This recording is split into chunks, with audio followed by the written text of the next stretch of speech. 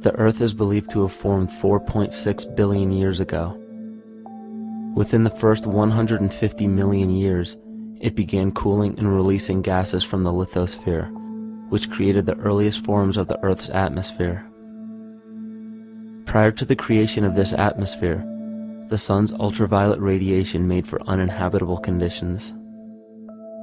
But as the Earth cooled further, water condensed in the atmosphere and oxygen accumulated, making way for organic compounds. This spawned single-celled organisms and then plant life. And down through time, the evolutionary chain continued. And then we arrive at a species that does not seem to fit as well as the rest. Homo sapiens' gestation period of 9 months mimics the 3.8 billion year evolution of all life on Earth. The human embryo repeats the evolution of all species. When the sperm and egg unite, this new creation is a single-celled organism. Within hours, this single cell divides and multiplies more rapidly than any other species. 4 weeks later, the embryo begins to develop gills mimicking aquatic life. A few weeks later, it develops lungs and a tail with reptilian appearance. From there, a mammal is recognizable, and then onto a primate form. It then sheds its laguna, which is the embryonic fur, and at last shows the characteristics of a human child. The human body is a community of approximately 50 trillion cells. Everything the body does, the cell does as well. Cells have respiratory and excretory systems. They feed, feel, think, and communicate with other cells. Trillions of cells make up a single organism called the human body, and billions of human bodies help make up the organism we call Earth. The Earth has more similarities with the human anatomy than you may think.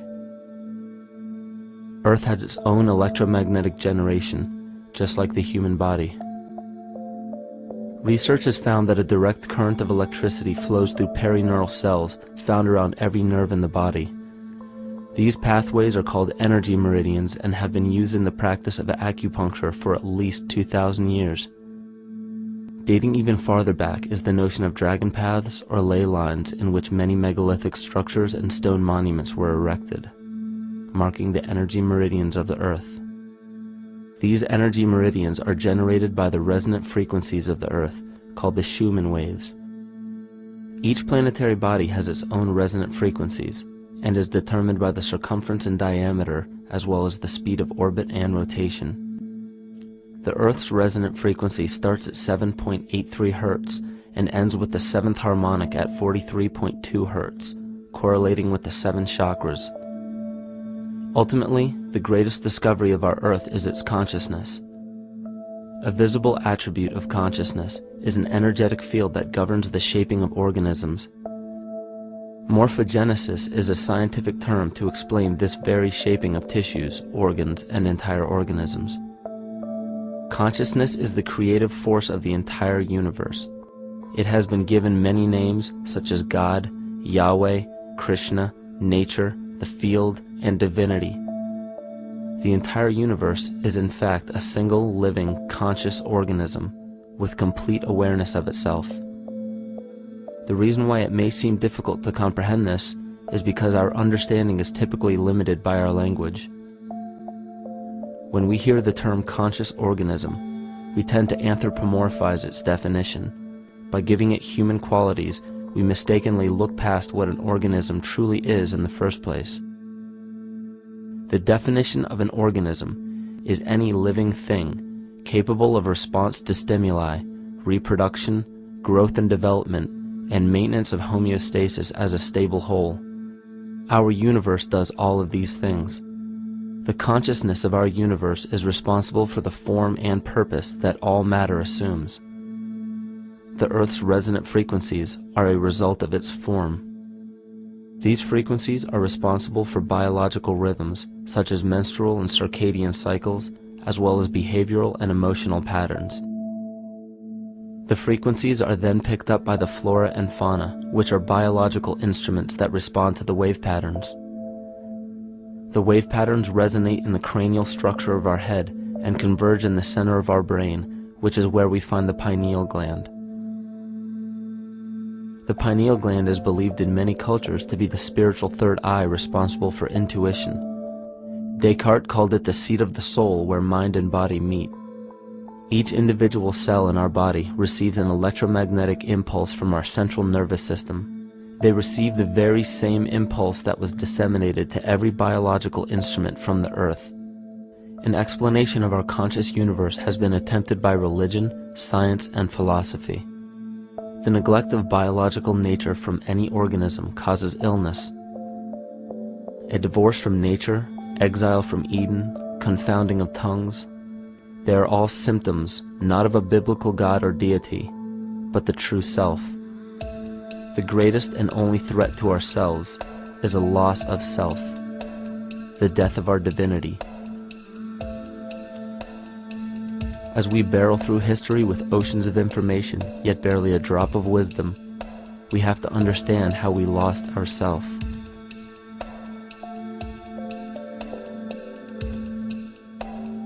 In sacred texts and ancient scriptures left by our ancestors, we find an incredible link between stories of creation, a great flood, the war of the gods, the Messiah dying for the sins of man, end-time prophecies, and similar characters.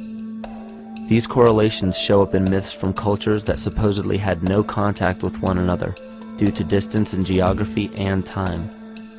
The common thread we find that connects all of mythology has its roots in the stars. One of the most revealing accounts is the battle of the gods in heaven and the ensuing flood. In the Bible, Lucifer rivaled the Lord and was defeated and cast down to earth. In the creation myth of the Enuma Elish, we find a similar story of Tiamat being defeated by Marduk and cast down to the abyss of Apsu. In chaos, Tiamat, the mother of them both, Apsu and Tiamat's waters were mingled together, meaning that the chaotic waters of Tiamat were somehow mixed with the sweet waters of Apsu.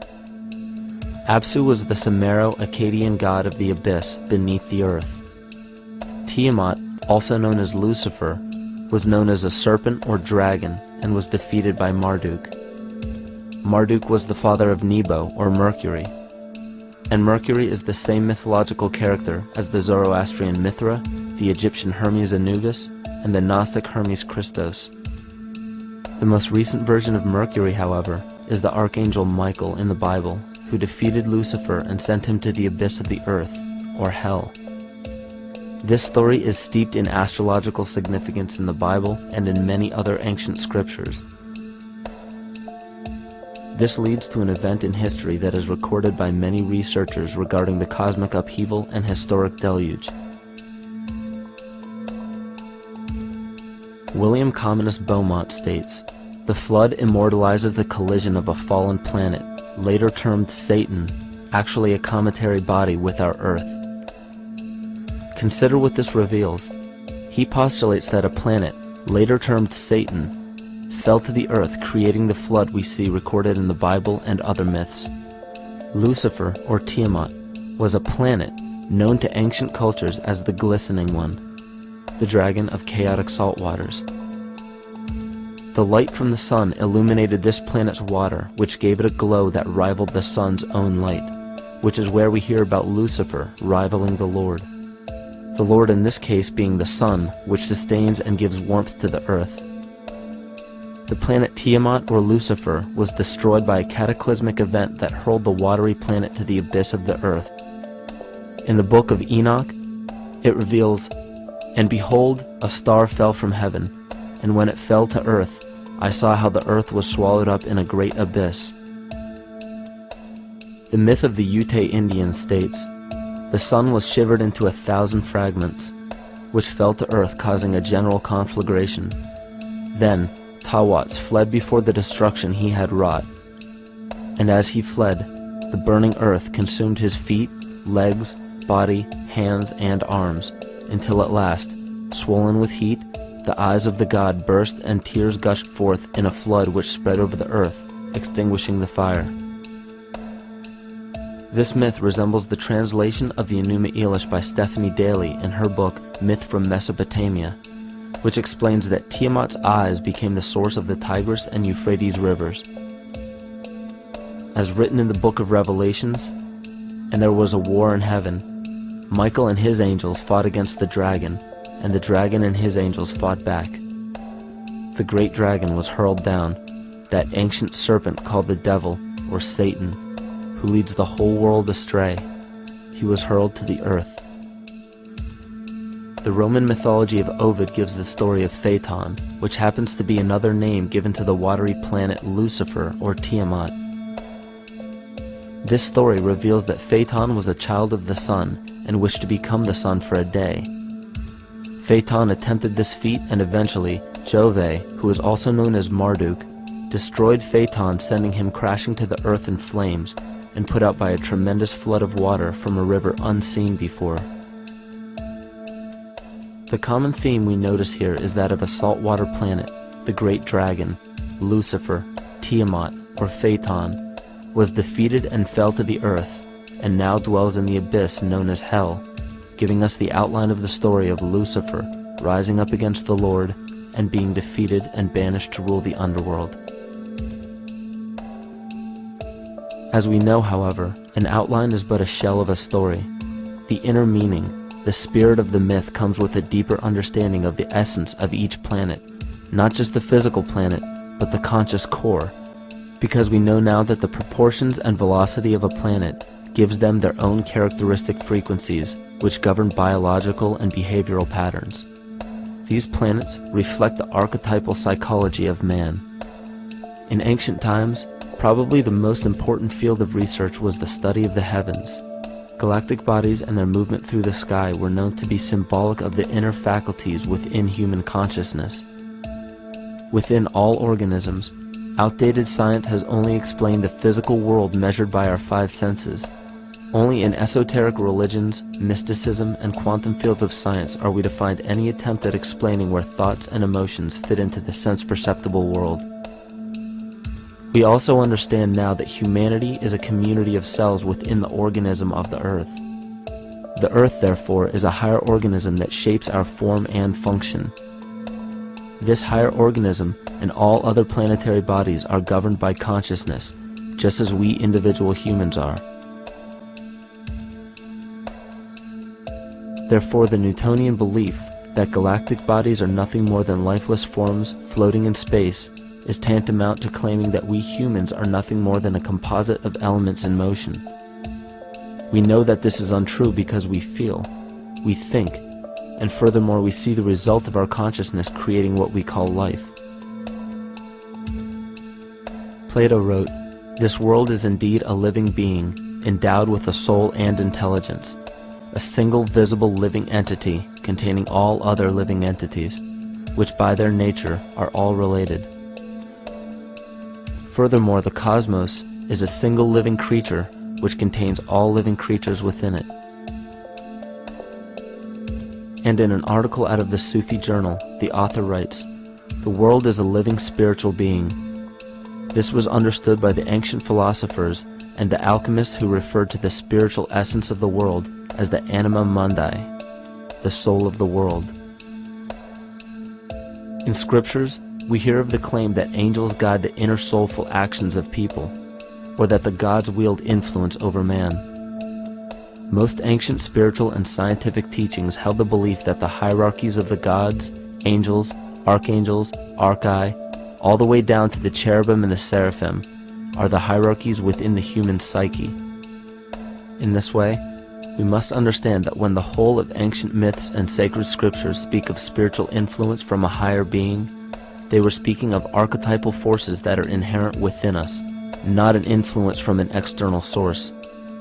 This is where we begin to see the relevance of astrology as an ancient form of science that resurfaced in the 19th and 20th centuries under the name of psychology. Friedrich Nietzsche even stated, "As long as you still experience the stars as something above you, you still lack a viewpoint of knowledge." This is astropsychology and maps the inner faculties of the psyche. In pre-Christian times, there were schools known today as the mystery schools or the mystery religions. The messages encoded in the scriptures and ancient archaeology came from adepts of spiritual science. The intent was to teach the initiates the deeper meaning of these myths. What became later termed as Lucifer, Satan, or the devil was representative of the ego, which rivals the Lord, the representative of the self. The true self is the epicenter of a person's entire being. It is the total sum of everything that we are. The false ego, on the other hand, is the idea and concept we create about ourselves in the course of our lives, which typically excludes any qualities we don't wish to accept about ourselves. However, humanity has been endowed with the freedom to choose either to obey the true self or to give in to the temptation of the vanity and materialism of the false ego. This is the most notable trait that separates man from animal: our freedom of choice, the choice to follow our concepts and ideals or our natural impulses, the choice to sustain nature or to destroy it. This freedom of choice weighs on the fate of the entire organism that we call humanity. Cancer begins with a group of cells within a community that fail to communicate with the conscious signal of the organism. Those cells begin to grow out of control and spread to other areas of the organism. This very disease is evident in our world today. The cancer upon our earth is the domination of our false ego and our divorce from nature. Collectively, among every human, vanity leads to segregation and competition. Competition leads to fear and greed. Greed leads to deceit and immorality. And immorality is the breeding ground for illness, waging war on our earth. Every act of hatred and destructiveness in our world begins with self-hate and self-destructiveness. And it all begins with a breakdown in communication.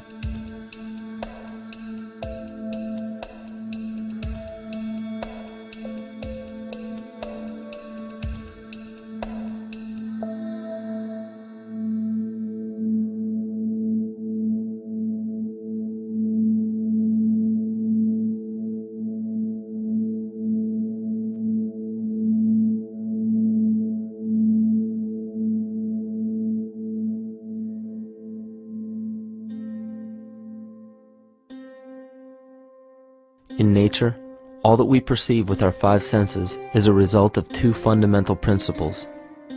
Everything in existence is made of a relationship between vibration and matter. Vibration is a masculine creative force countered by matter, which is a feminine receptive force. Thus begins the principle of duality. We see this duality in ancient myths and philosophies, yet only those philosophies and scriptures that were perverted and raped of the original meaning gave the impression that one polarity was good while the other was evil. The original sages, adepts, and shamans taught that both are necessary, and one would not exist without the other. These two important principles come together to form all things in the universe. This is Kymatica. Even language, logos, the communication of any and all things in nature, depends upon this principle. Pete Peterson, in his works Cymatics, the Science of the Future, stated that nature shows examples of Kymatica in everything. This phenomena is found to be one of the prime forces that moves biological evolution along its path. Dan Winter reproduced an experiment to prove that the ancient languages of Hebrew and Sanskrit, when spoken, create a vibratory frequency that moved matter into sacred geometrical patterns. Upon further investigation, Hebrew, Sanskrit, Aramaic, Arabic, and other elder dialects have older roots in apparent language of Gaelic and quite possibly an even earlier origin. In Swami Murugesu's The Science of Mantra, he claimed that when a person chanted specific words in Sanskrit while filming a burning candle, the intensity as well as the color of the flame would change due to the frequency that the word would emit. This same science has been shown to lower and raise blood pressure. And in his own words, certain sounds can affect their circulation and nervous system. Whatever change such vibrations cause extends to the mind of a person and also to the surrounding atmosphere, causing warmth or coolness. All this can be known by study and shown by practice. This rediscovered knowledge of the science of sound shows that sound is something more than mere vibratory signals. Not only does sound interact with life, but it sustains and develops it. It acts as a conduit of conscious intent between people, societies, and entire civilizations. Yet the psychic illness we endure due to the domination of our false ego is reflected in the collective. Our psychological schism has shut us off from communicating correctly with our inner self, which is exactly how cancer cells within the body operate. In the collective, we have created a language barrier between humanity and the rest of nature, acting as a global cancer. Recorded in history, the efficacy of the ancient languages has been severely uprooted. The alphanumeric translation from Hebrew to English shows a complete reversal of the two languages, giving the cymatic effect unnatural results. Dr. Leonard Horowitz stated in his work on DNA, 1/3 of the sensory motor cortex of the brain is devoted to the tongue, oral cavity, the lips, and speech. In other words, oral frequency emissions spoken or sung exert powerful control over life, vibrating genes that influence total well-being and even evolution of the species. A degradation of language in this case is shown to affect biology. If something as basic and important as language can be degraded and devalued to such a degree, yet never questioned, what else might we be missing? Think of an aspect of your life that dictates the limits of your freedom. Government and law enforcement, insurance and pharmaceutical companies, taxes, building permits, driver's licenses, and more. There are hundreds if not thousands of stipulations, regulations, and boundaries on our freedom. And out of the ones that were just mentioned, how many have you researched to find out whether they apply to you or not? Let's look at the forms of law that we currently acquiesce to.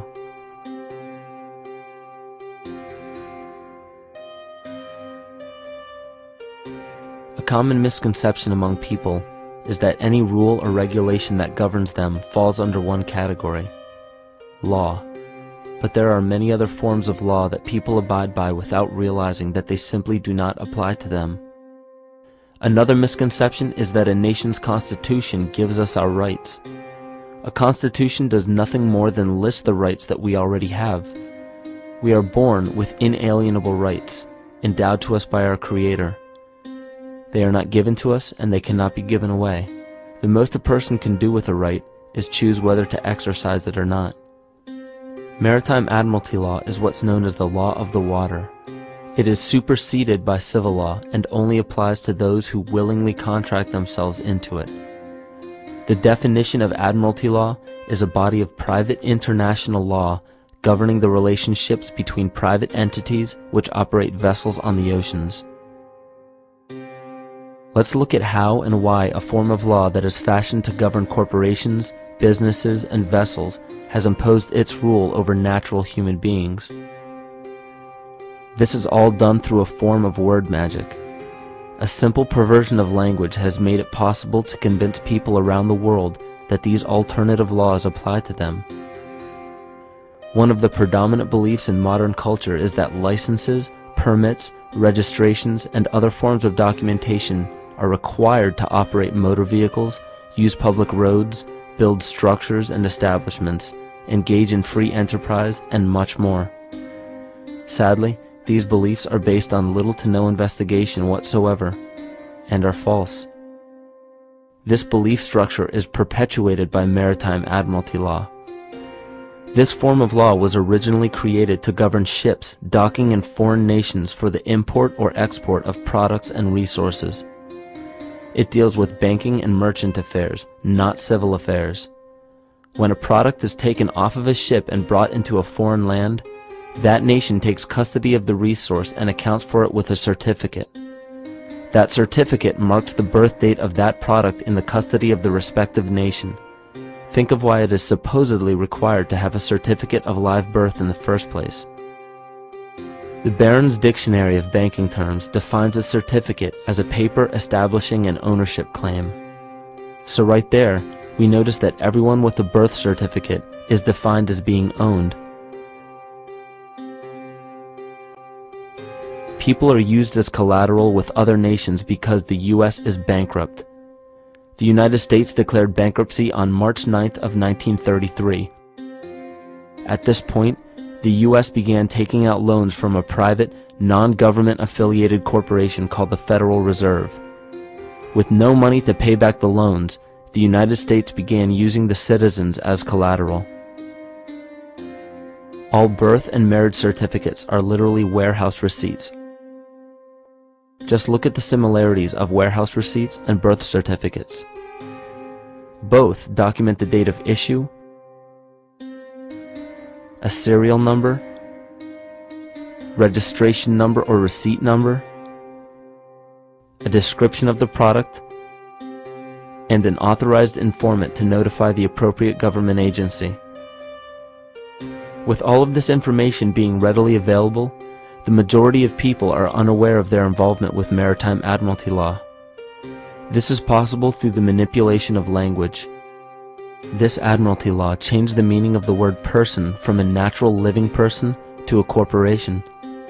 Driver's licenses, vehicle registrations, auto insurance forms, building permits, gun permits, work permits, tax filing documents, birth and death certificates, traffic citations, and many other forms of documentation that were once believed to be absolutely necessary only applied to persons or corporations. Upon signing such a legal document, you are indirectly waiving your rights under the Constitution and lowering your status to that of a corporation that is created with the same exact name as you. The only way to reconcile your true name from the name of the corporation is to take notice that the corporation has its name in all capital letters. This is known as capitis diminutia maxima. You may take notice that your driver's license, birth certificate, social security card, insurance cards, and more use all capital letters to legally represent the corporation with your name, not you. The corporation is known as an artificial person, whereas you, the human being, are known as a natural person. This deception goes even deeper when it comes to the courts that we attend. When showing up to court, you will notice that there are seats for witnesses behind a wooden fence or barrier. The defendant must cross through the entrance to the other side of the barrier where the plaintiff and judge sit. This act symbolizes the boarding of a ship. At this time, business can be conducted in maritime admiralty law. The judge, acting as captain or banker, is responsible for settling the balance between the two sides. This is why there is always a monetary value involved in any court case. The captain is simply dealing with banking and merchant disputes. Once the balance is paid, the case is closed. To turn the court case away from admiralty law where your rights are not protected, you must avoid agreeing to represent the artificial person. This is done by stating that you are the natural person. You don't have a first or last name because those imply corporate title. In a court case, you may state that the court takes judicial notice of your honor's oath of office. Every judge must take an oath of office to practice law, yet you must make it clear to the court and the jury that the judge is acting as judge and not banker. Remember that you are a natural human being of the earth. You are not governed by anything but your own consciousness. Laws are created within a society. The society that created the laws we see being enforced today is called the Law Society. Yet the most beautiful part of this entire deception is the fact that we are not part of the Law Society, so their laws do not apply to us. Judges, lawyers, and law enforcement officers, they're all part of a society. Within that society, they've created their own language that's deceptively similar to English. They have these little things called statutes, acts, and regulations that seem like laws, but they really only apply to those within their society. So that basically means all the traffic violations, minimum age requirements, and everything except for damage to another person or their property doesn't really apply to the natural person. Laws only apply to those within the Law Society. The game being played is an illusion. You can simply choose to open your eyes and reclaim the freedom that you were born with, bound by nothing but the limits of your imagination. These are just a few examples of assuring that your rights are being protected. By far, the most important line of defense against this deception is to be aware of the perversion of language, and be absolutely aware of how you form your beliefs and concepts.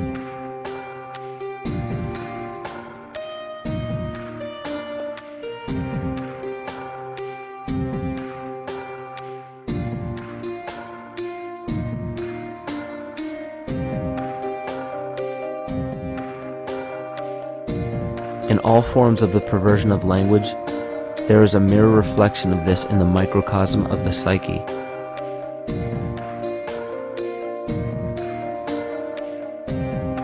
And the problem I see with humanity today is we don't truly know ourselves anymore. We have the 9-to-5 job, we have the house, the children, the bills, the television, the hobbies, and the errands that we run every single day, and we eventually begin to believe that this is who we are. But who are we beneath the job title, beneath the status of mother or father, theist or atheist, Republican or Democrat, black or white, man or woman? Who are we? Who are we deep down inside? We don't know, because every time we hear an answer that we don't want to accept about ourselves, we deny it. We'll pass it off and project it onto somebody else and judge them for it. This is repression. And we see what repression can do to us on an individual level, but what about on a collective level of humanity? What happens when the whole world refuses to see what they truly are on the inside?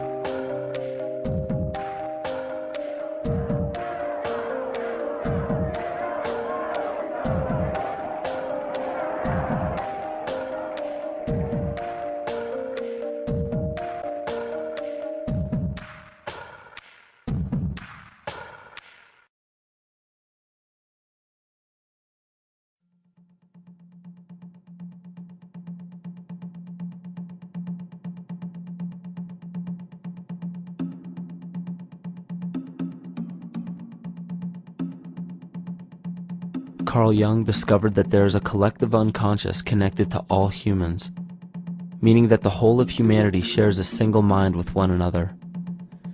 This is evident in the world through accounts of shared mythology and symbols, the study of morphic fields, and with the science of kinesiology. This collectivity is a global example of the unconscious mind of the human body, in which trillions of cells share a similar signal. This parasite, called our false ego, requires a continuous flow of sustenance to survive. Food, fuel, and any other form of sustenance is energy. Human consciousness is an electromagnetic field of energy. When this potential energy is utilized, it then releases kinetic energy, which is used to perpetuate the false ego. This scenario occurs in the smallest parasitic organisms, all the way to a collective organism called humanity. A parasite will release chemicals that cause the host to crave the sustenance that the parasite needs to survive. As long as the host is unaware, it will keep feeding the parasite and starving itself. In a similar way, Wilhelm Reich stated that whole societies suffer from a psychosis caused by starving our organic biological impulses. He states that sexual suppression supports the power of the church, which has sunk very deep roots into the exploited masses by means of sexual anxiety and guilt. It engenders timidity towards authority and binds children to their parents. This results in adult subservience to state authority and to capitalistic exploitation. It paralyzes the intellectual critical powers of the oppressed masses because it consumes the greater part of biological energy. Finally, it paralyzes the resolute development of creative forces and renders impossible the achievement of all aspirations for human freedom. In this way, the prevailing economic system, in which single individuals can easily rule entire masses, becomes rooted in the psychic structures of the oppressed themselves. What Reich was showing in this powerful quote is that on a collective level, the suppression of a natural function, whether biological, spiritual, or emotional, will result in an abnormal reaction, a psychic disease. This illness or disease is reflected into the masses through a collective unconscious and acts as an epidemic. Humanity is plagued with an incapacity for freedom, meaning that people en masse lack the ability to govern themselves on a psychic level, and this manifests in the macrocosm as government and organized religious powers, thus opening the throne, our national and individual throne, to anyone and anything.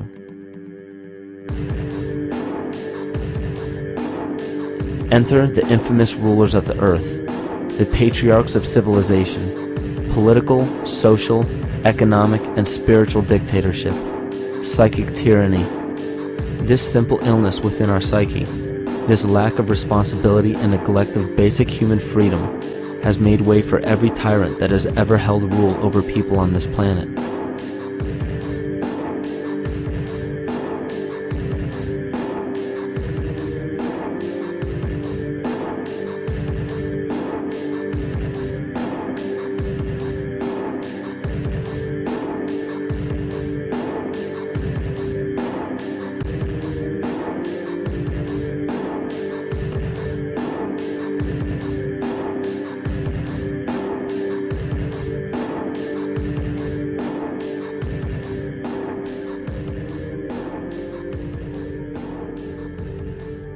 But these oppressive tyrants that are demonized by the masses are no different than us.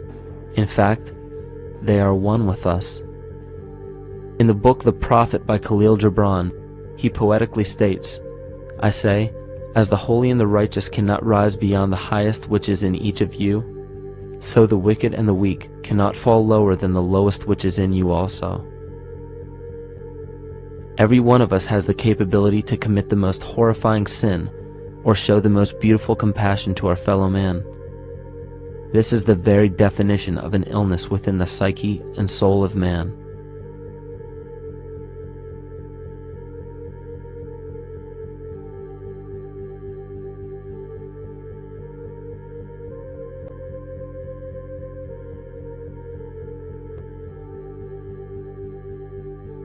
Think of any position of power that you believe to be above you. Royal families, government leaders, the United Nations, financial organizations, corporate monopolies, and media juggernauts. These are all facets of our false ego. They are the physical advent of our own sickness. They require our conscious participation, our conscious energy to survive. Because without our cooperation, without supplying them with the sustenance of complicity, they starve. Their very nature depends on our desire to be ruled, and a typical symptom of the illness among humanity today is our continuous denial of our illness. Repression. We consistently repress those qualities we choose not to accept about ourselves.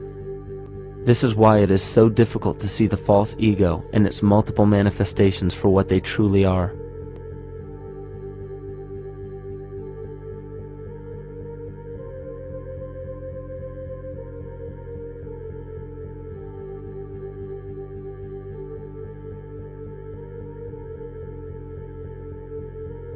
This is the very nature of the false ego.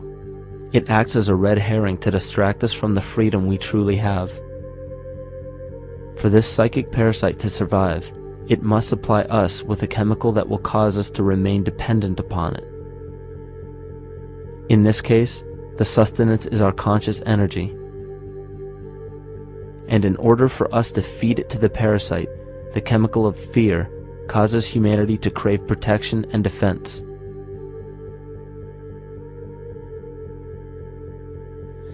The functions of the body to survive can be broken down to two basic functions for any organism to survive. You have to be able to grow, maintain yourself, take care of your biology, but you also must be able to protect yourself, so that if you're just growing and you can't protect yourself, you'll become food for something else. So the survival involves a balance between growth and protection. Through the history of human civilization and through human evolution, we recognize that our nature is to be in a state of growth, and that our protection is only supposed to be used to, help us out of that threatening moment. You can't be in growth and in protection at the same time. So the significance is, when we see a need of protection, the stress hormones in the body shut off the blood vessels in our viscera or gut, which is the part of the body for growth. Well, the issue is, if you took the blood from the viscera and moved it out to the arms, then you left no blood in the viscera. That means no growth.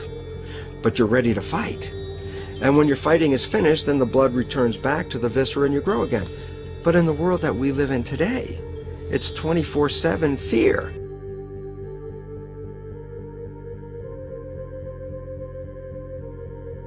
So we have a continuous dripping of that stress hormone into the body. It's just dripping all the time, getting us ready to run or fight or flight at any moment at the drop of a hat. We're ready to go because we're on guard. Well, the problem is, what does that mean about your allocation of energy? And it says, we're spending most of our energy in protection. You cannot survive if you're in protection all the time.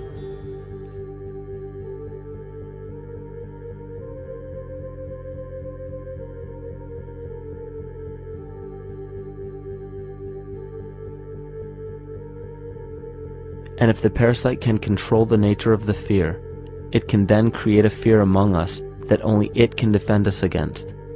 A recent physical manifestation of this comes from Zbigniew Brzezinski, former Secretary of State who also supported President Barack Obama.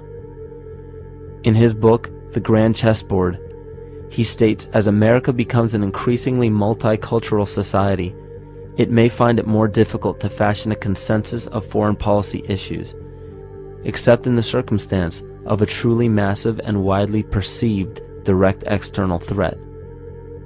Even the Reichsfuhrer of the Nazi Party, Hermann Göring, sums up this game of supply and demand perfectly when he stated, "The people can always be brought to the bidding of the leaders." That is easy. All you have to do is tell them they are being attacked and denounce the peacemakers for lack of patriotism and exposing the country to danger. It works the same in any country. It also works the same in every individual psyche.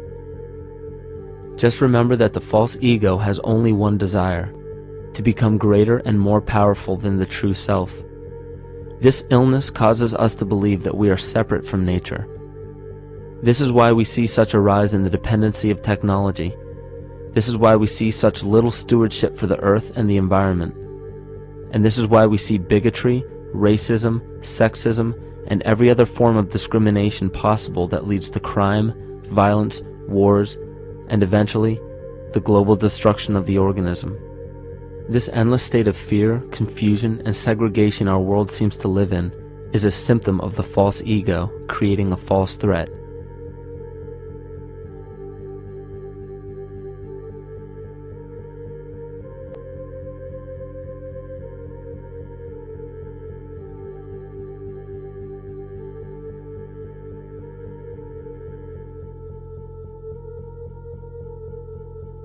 Many of the United States presidents have blood relations with each other. The Bush lineage has blood ties to a great number of former presidents. George Washington, Millard Fillmore, Franklin Pierce, Abraham Lincoln, Ulysses Grant, Rutherford Hayes, James Garfield, Grover Cleveland, Teddy Roosevelt, William Taft, Calvin Coolidge, Herbert Hoover, Franklin Roosevelt, Richard Nixon, and Gerald Ford. Michael Tsarion points out in his work that Bush is closely related to every European monarch on and off the throne, and has kinship with every member of Britain's royal family. Bush's family tree can be documented as far back as the early 15th century. He has a direct descent from Henry III and from Henry VIII's sister Mary Tudor. He is also descended from Charles II of England. And we also find that George W. Bush is a direct descendant of Godfrey de Bouillon. Godfrey was the first king of Jerusalem after he recaptured it from the Saracens, which was the name for the Islamic faith during the Middle Ages. It is interesting to note that the current occupation of the United States in the Middle East was re-established by the same family, George Bush Sr. in 1991, and again by George Bush Jr. in 2003. George Bush Jr. is then found to be a cousin to both opposing candidates of his 2 terms in office, Al Gore and John Kerry. Democratic President Barack Obama also has blood ties with George W. Bush, as well as Gerald Ford, Lyndon Johnson, Harry Truman, James Madison, and the British Prime Minister Sir Winston Churchill. On the opposing side of the 2008 presidential ballot, John McCain is descended from Robert the Bruce, King William I of Scotland, and also Godfrey de Bouillon. Probably one of the most interesting facets of the bloodline relations is the fact that the whole British royal family has descent from the Muslim prophet Muhammad through the Arab kings of Seville. This bloodline was passed through the kings of Portugal, Castile, and eventually down to King Edward IV. This is a very, very different story from what you hear the media pumping out every day, being this idea of lineal superiority. It's completely debunked according to the foremost authority of aristocratic lineage, Burke's peerage. And this just goes to show that there's the true story, and then there's the manufactured illusion, the front that's given to the public.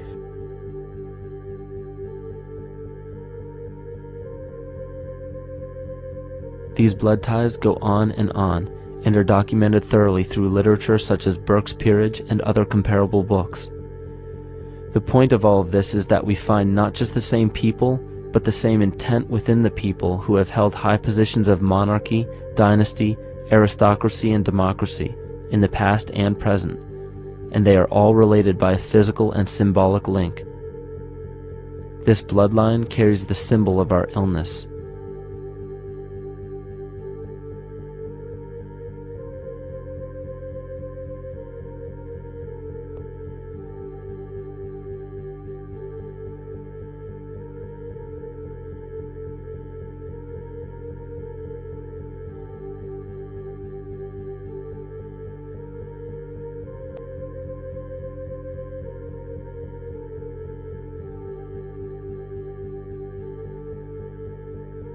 The symptoms of our psycho-spiritual illness are the wars, terrorist attacks, artificial or man-made disasters, and leader figures.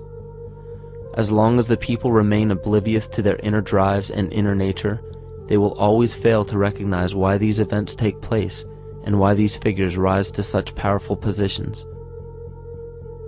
The reason why we have failed for thousands of years to conquer these archetypal rulers permanently is because for thousands of years we have been fighting the symptoms of an illness and not the root cause.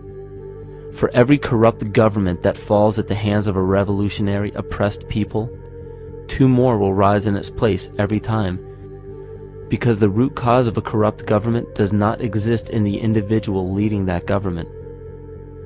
It exists within the psyche of every individual, because an unaware host to a deadly parasite will do anything to avoid accepting his own incapacity for freedom.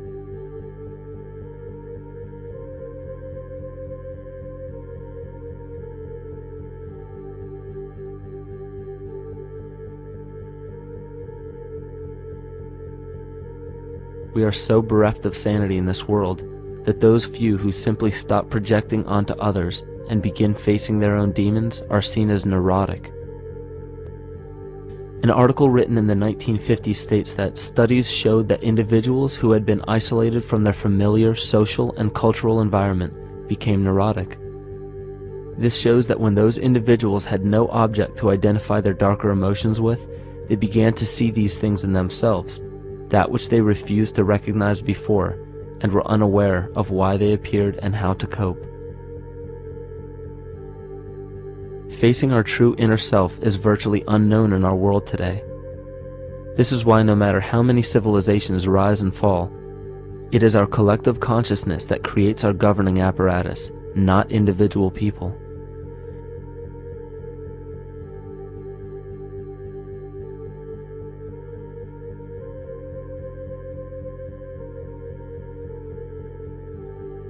And after countless attempts, you would imagine that people would realize that a physical retaliation may not be the solution.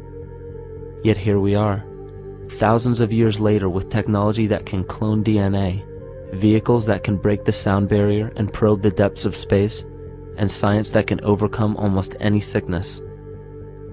Yet we still fail to take notice to the importance of thoughts and consciousness. This is the very definition of insanity. And every single one of us is responsible for this psychic epidemic, because we're killing the messenger and paying no attention to the message.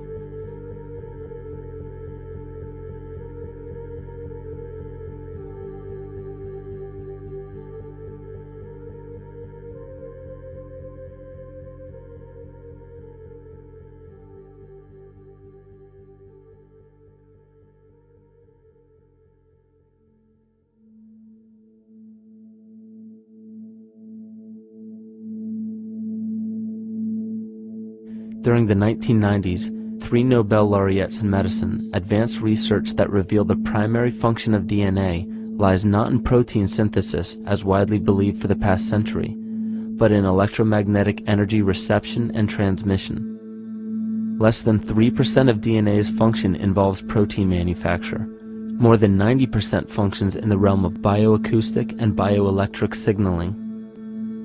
So why is it important to know that DNA functions in bioelectric signaling?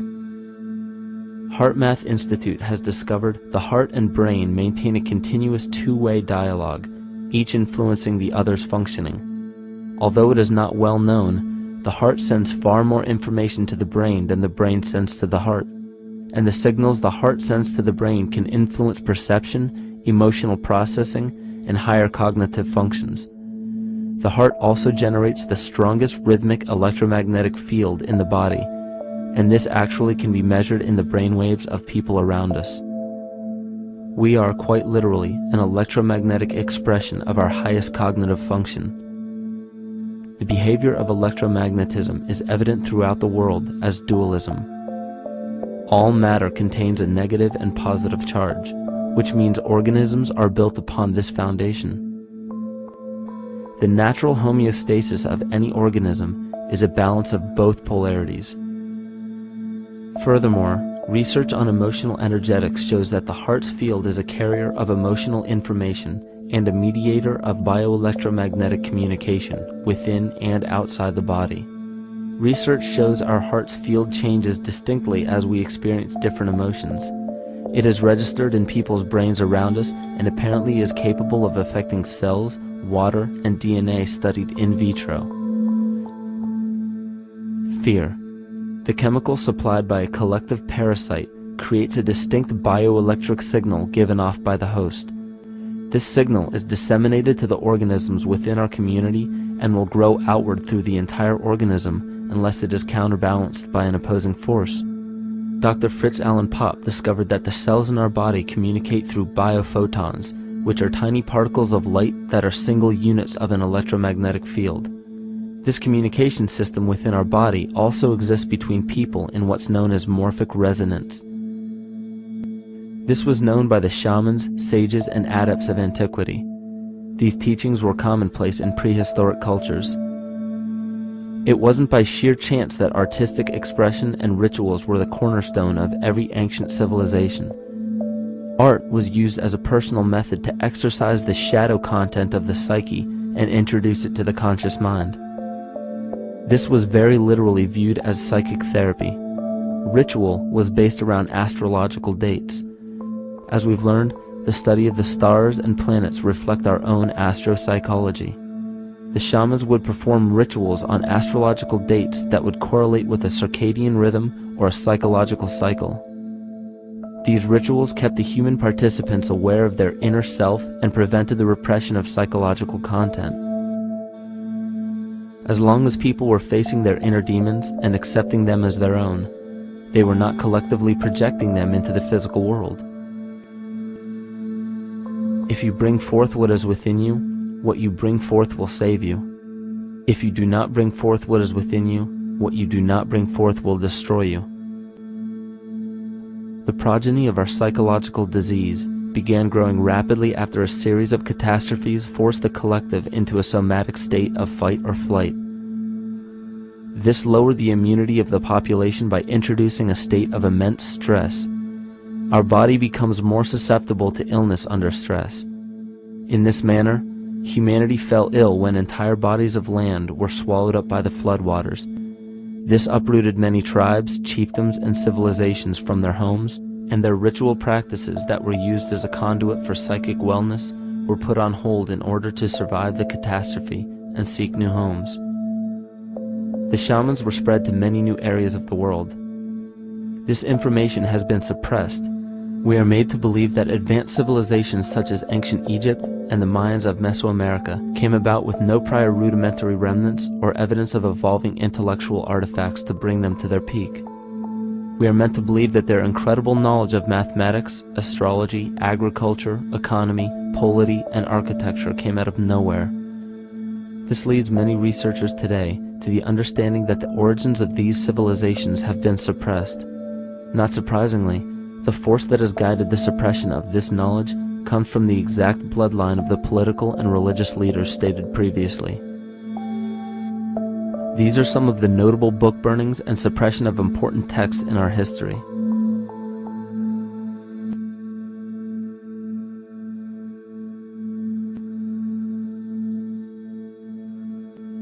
Yet after all of this suppression, there are still remnants of the dispersion of elder civilizations in nearly every country. There is tremendous evidence of ancient cultures visiting North America long before the conventional belief of European colonization.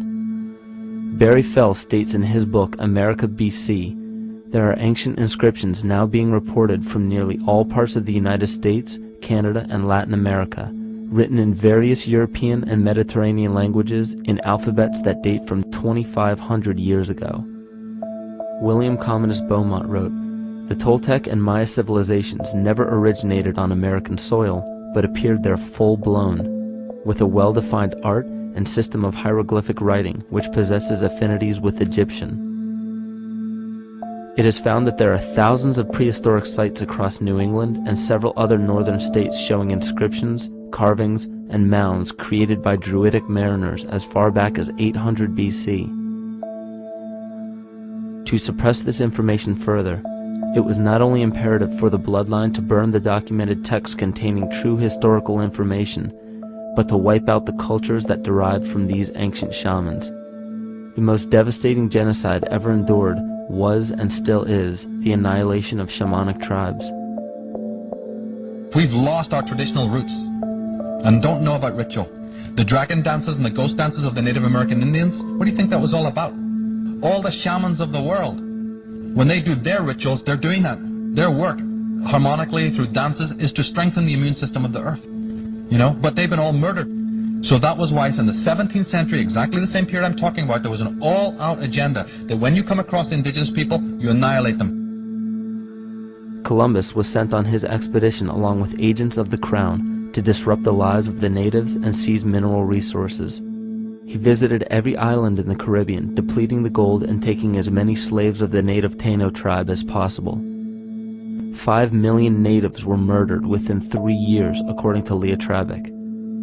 Within 15 years, the Arawak tribe of 250,000 was completely wiped out. The population of the United States prior to European contact was greater than 12 million. 4 centuries later, the count was reduced by 95% to 237,000. From 1494 to 1508, over 3 million people had perished from war, slavery, and the mines. Who in future generations will believe this?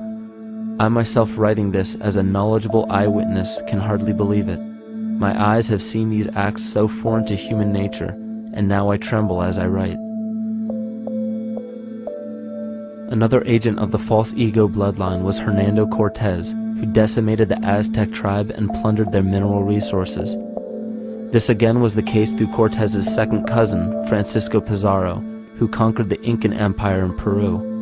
These atrocities are seen throughout Africa, New Zealand, New Guinea, East Timor, and are still seen today in Canada.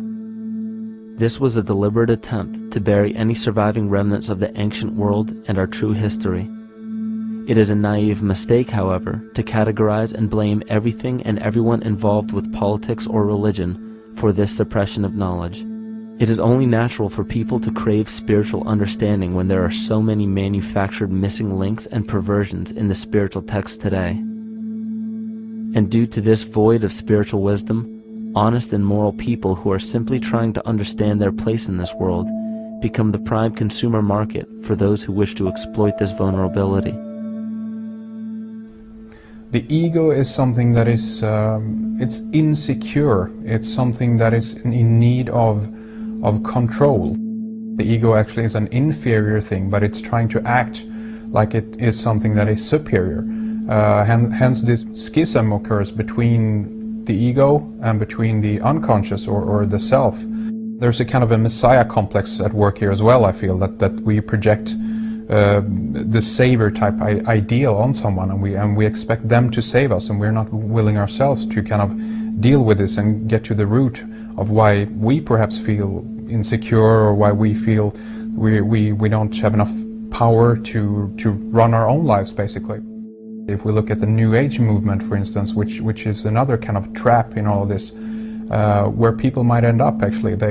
They're looking for something so bad that they're taking all these things that are handed to us or to them, but it's not really based on any real understanding. It's still kind of coming from a religious type of perspective.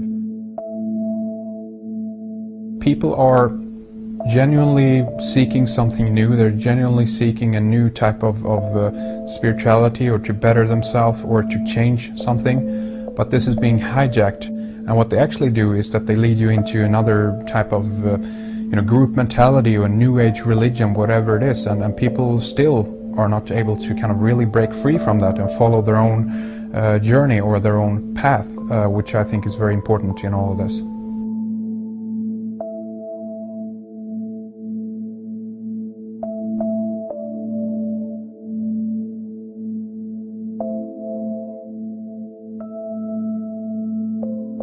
In the pre-Christian era, there were several cults of incredible power, most notably the stellar, solar, Saturnian, lunar, and mushroom cults.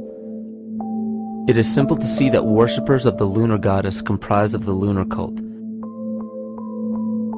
The worship of sun gods were indicative of the solar cults.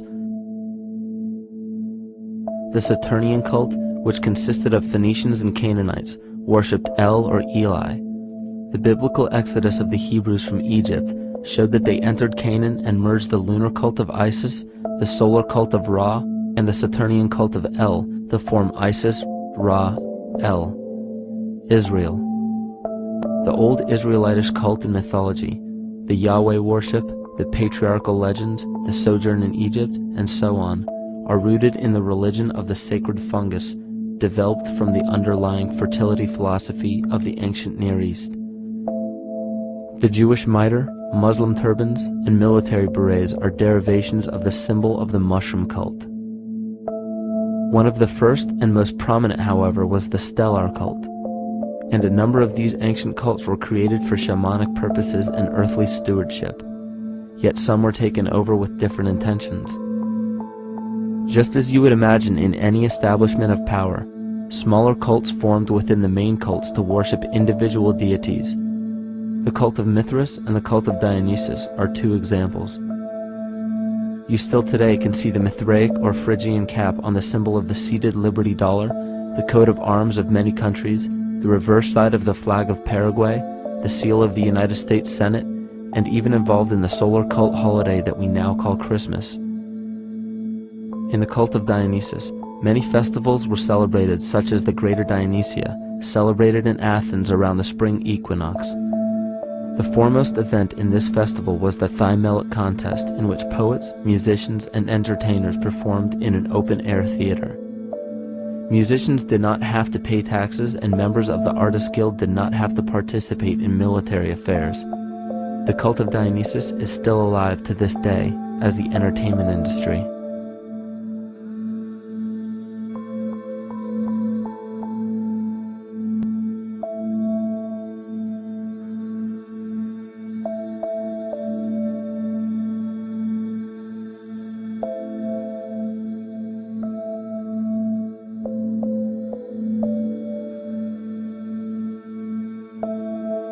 These cults still exist in many important positions of power throughout the entire civilized world.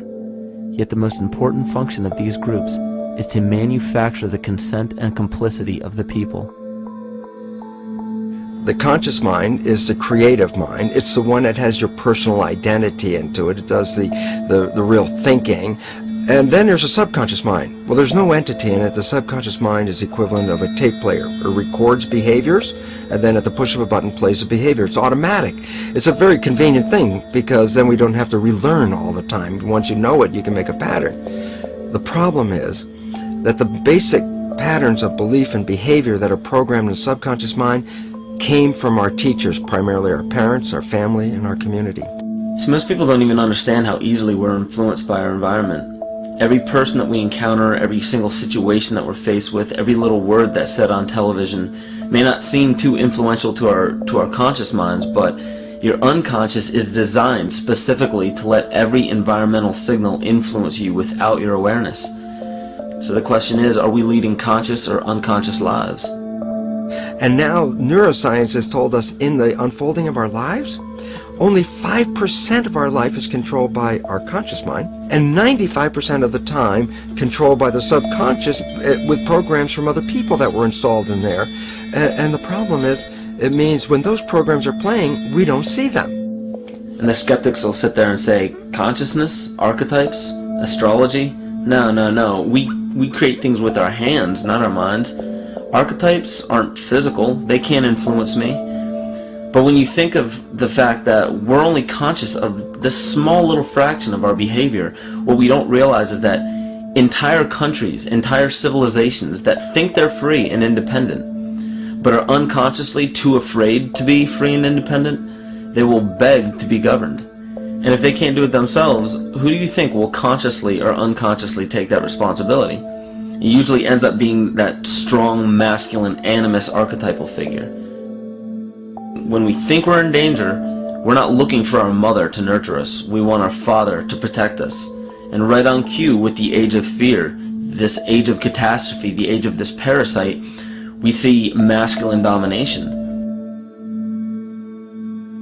And one of the primary conduits for giving our responsibility and our conscious energy away is money.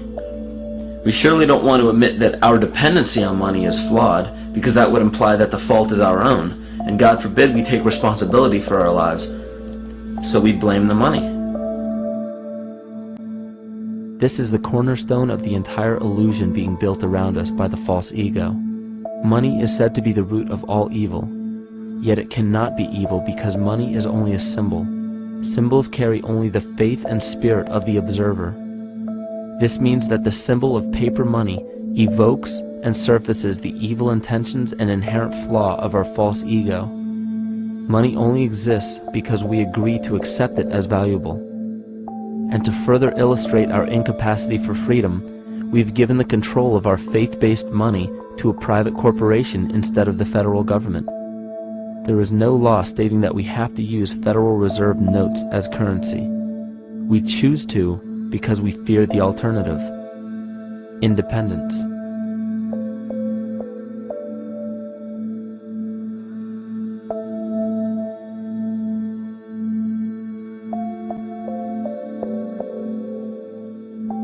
But it's not even really about money, it's about energy, because money is simply this material thing that allows billions of people to crave just one thing and put their energy into the same thing. It's not the plasma TV or the house or the lifestyle or the job or the significant other or the status that we're really after, because we know that we're empty. These people feel sadness and loneliness and void just like anybody else, and they either want to fill that void with materialism because they think that that'll make them feel better, or they want to sedate the void feeling with material possessions. So it all comes back to this feeling of having to put our dependency into an external source, something that we have absolutely no control over. What we're seeing right now is with all the competition of each other destroying each other, wars, competing for material existence, raping the planet and tearing it apart to get some pieces of it to hold in your hands and say you won the game.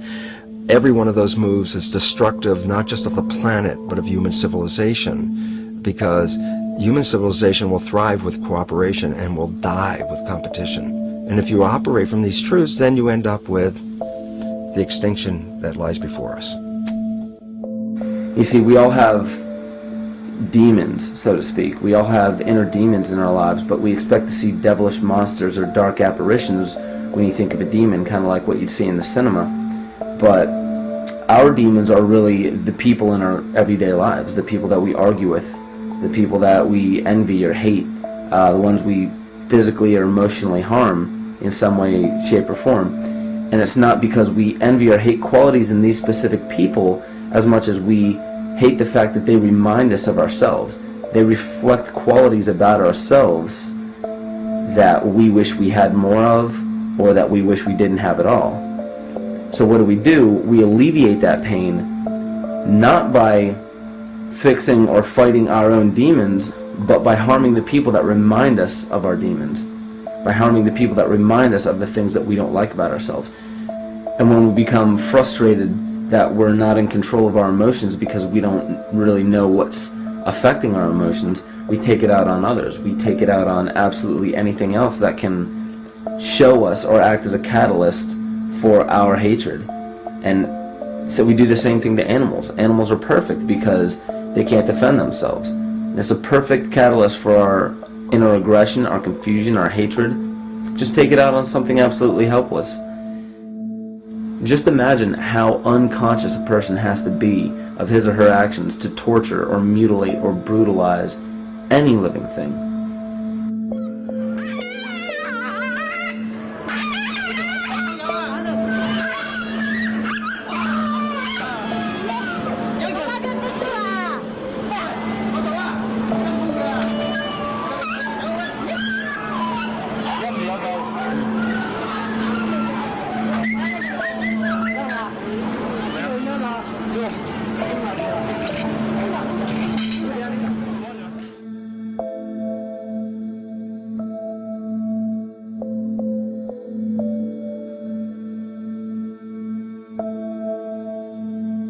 The goat's down, and he'll be here, and we can. Ouch! Come on. He bit you. Look at his tail.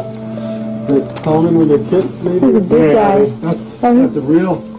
Think of the lack of compassion you must have towards life in general to be able to feel no semblance of sympathy towards entire populations, let alone just individuals or individual animals, entire populations of a species that are bred specifically for the purpose of commodity.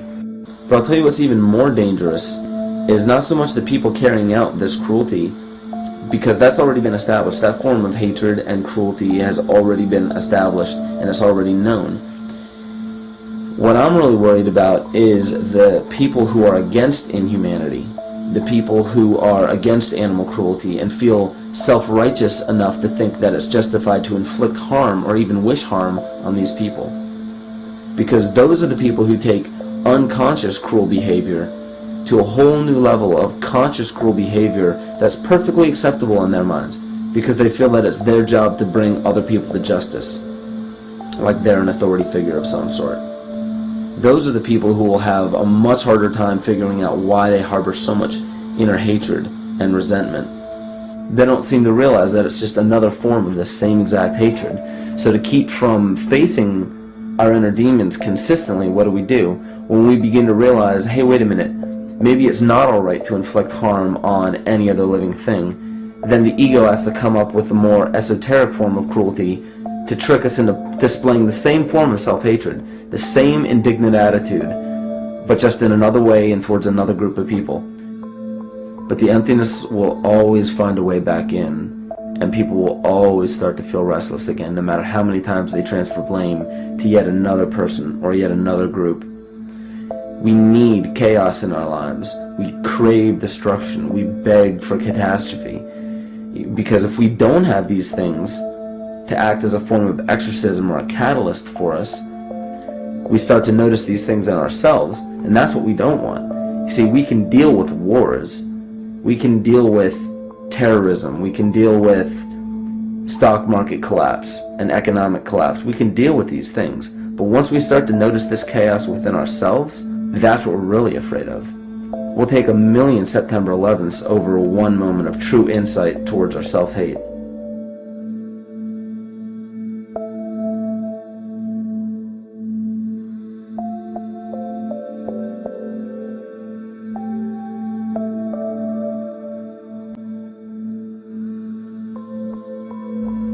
And you know, the most interesting part of all of this is we encounter things every day, every single day, that we either accept with open arms or that we reject violently. The interesting part is not really what we're accepting or rejecting as much as what it is inside us that makes us feel compelled to a certain thing or repelled from a certain thing. There's this fundamental dual behavior of muscular strength or weakness, attraction or repulsion. And what's interesting about this is when you realize that consciousness, awareness, that intangible essence that animates all matter into what we see around us as life, that is where you will find the origin of this dual behavior. It's been explained as the inhalation and exhalation of Brahma, the contraction and the expansion of Ahriman and Lucifer in an anthroposophical setting, the active and the passive qualities in electricity, the masculine and feminine qualities, yin and yang, existence and nothingness. These are all ways to explain the same behavioral process that begins with awareness. It begins with consciousness. And if you get rid of all the images and concepts in our minds of these sayings in your head and just try to feel the difference between the two polarities, you'll begin to notice that all of the different scenarios and possibilities that are playing out in the world all spawn from this common origin. You'll have a million people telling you why the Bible is supposedly the Word of God and that you should follow it word for word. And then you'll have another million claiming that it's a form of mind control and not to believe any of it. Everybody will tell you to beware of this or watch out for that. This is good information, this is bad information. And I just have to wonder, what makes anyone an authority figure enough to say that something is true or false? And why are you denying or accepting anything based on the suggestion of another person? Why aren't you making that decision for yourself? Information is information. There's no such thing as good or bad information.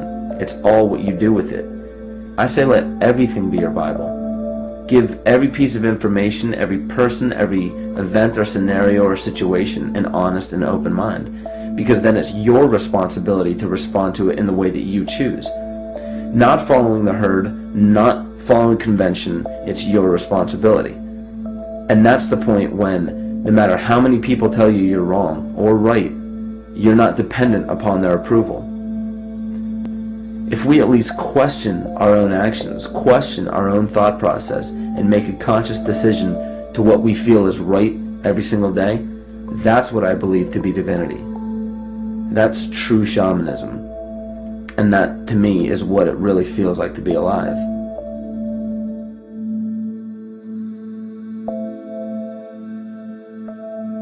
In this conscious, living universe, there are no laws of nature, just habits.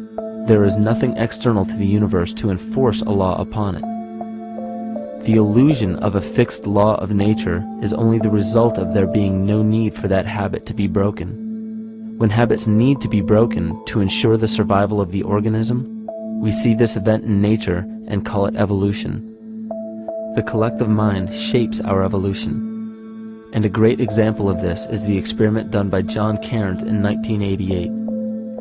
His team put lactose-intolerant cells in an environment with only lactose for food. Under a law of nature, every one of these lactose-intolerant cells would have died. But surprisingly, they all survived. Every one of them understood the problem that they were facing and replaced the defective lactase enzyme with a functioning one to utilize lactose for food. If a cell has the ability to decide how and when to evolve because it's facing extinction, then anything can. The existing beliefs are that a human body is a biochemical machine controlled by genes, and therefore the behavior, emotions, and character of our biology, our health, our lives, are controlled by genes which we don't control. So this is what we taught people. You're a victim. Genes control your life. You didn't pick them. You can't change them. The genes you end up with program what's going to happen. My experiments on stem cells, which I started in 1967, I'd isolate one stem cell, put it in a petri dish, and then it would divide every 10 hours. So I took all the cells, split them up into 3 groups, and then just put them in 3 petri dishes. And then I changed the growth medium, the constituents of the environment, in each of the 3 dishes. In one dish, the cells form bone. The second dish, they form muscle. And a third dish, they form fat cells. What controlled the fate of a cell? And the first thing you have to say is, well, wait, they were all genetically identical when they were put in a dish. So obviously the genes didn't control it because they all had the same genes. What was different was the environment. And all of a sudden in my career it said, oh my gosh, here I am teaching genes control life, and the cells are telling me genes respond to life. And since you can control the response, you can control your life. It's how you read the environment, how your mind perceives the environment. And if you understand this, then you could lead yourself to the most wonderful expression on this planet, to be fully alive and fully healthy by just how you respond to the world.